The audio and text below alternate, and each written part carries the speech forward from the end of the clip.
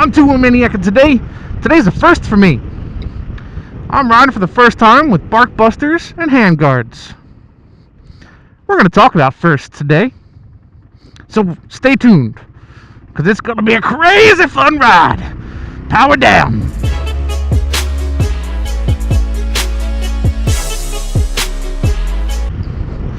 So what's up, guys? Thanks for tuning in.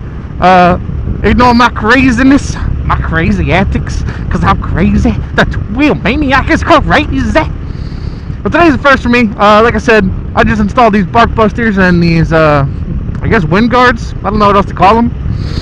The metal parts are the bark busters, so I can hit a tree and the tree knocks over and my bars are still fine.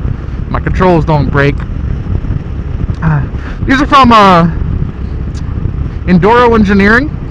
My pals at Solid Performance at KTM. Insert clip of me driving by right now. Solid Performance, KTM in Downingtown. There you guys are.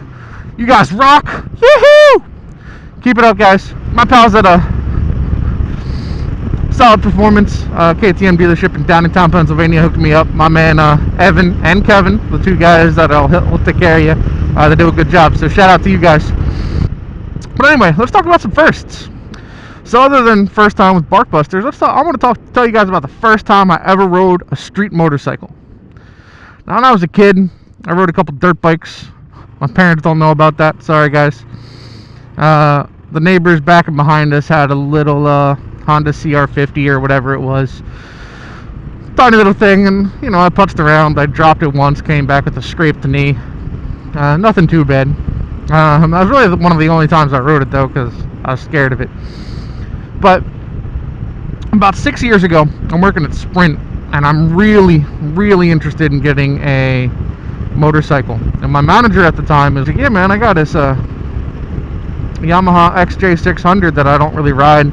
It needs some work. I'm like, you can have it, and then when you're done with it, I just want it back. I'm like, yeah, man, that's an awesome deal.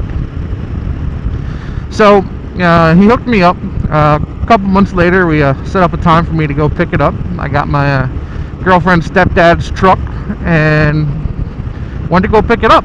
Now, his truck was a little Ford Ranger, and I didn't realize how heavy or how big motorcycles were. I didn't have a ramp system. I thought it was just something we could pick up and throw in the back. That's how they steal all these motorcycles. But yeah, that wasn't happening. The truck bed was too short. It was only like a 5-foot bed, and the bike was like 6.5 feet long. And the bike weighed like 400 pounds.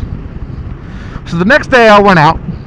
I had my girlfriend's sister take me there and follow me back to her house. So it was only like 5-6 miles.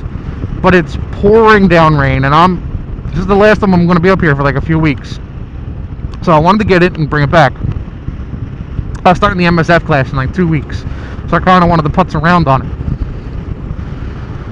So I get it. And I really look at it, and the tires, they're like 3,000 past due, 3,000 miles past due for a change. So they are bald as bald can be, like MotoGP tires. That's how slick they were. And it had a charging issue. It was a mess. But I got it, I took it home, I putzed around town on it. I'd have to bump start it all the time because the battery kept dying, which was fun. I had to replace the regulator, the rectifier, and the battery itself. Spent like $200, did that. The fork seals were shot. It was leaking fork oil. The brakes were shot. There was a bunch of air in the lines. So I had to do all this work to get her road ready. And I started looking at, how to rebuild forks, and it's above my curve. And my buddy was like, yeah, man, that's above mine too.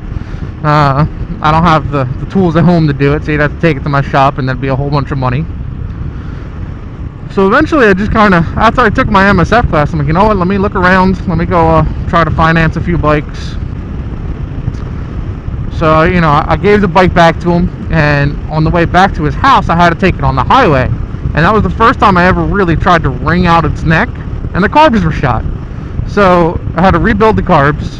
It was just a train wreck. But it was my first experience on two wheels. It was sketchy as all hell. It was just not safe, but I loved that bike. It was so much fun, even though I only got it to like 40 miles an hour, and it totally watered the seed. I mean, if you guys ever watch While We Ride, great documentary, link to their page in the description below. Awesome. They talk about, you know, some people have it, some people don't, and as soon as you give that seed a little bit of water, it blooms and it takes over your being. And that is what has happened to me. I love motorcycling, as you guys know from my About Me video. Just a great thing that has absorbed my life, that I will do until the day I die. But enough of that mortality thing. So why don't you guys tell me, if you made it this far, why don't you tell me your story, your first time on a motorcycle, or your first time really doing anything. Let's keep it professional, guys. You know, let's keep it PG-13. And let me know your story. Let me know if you ever had any sketchy bike rides, you know, things that you look back on and be like, man, that was stupid, I could have died. But those are the stories that make us who we are. So until next time, guys, I'm your pal, Two Wheel Maniac, and I say, what's up?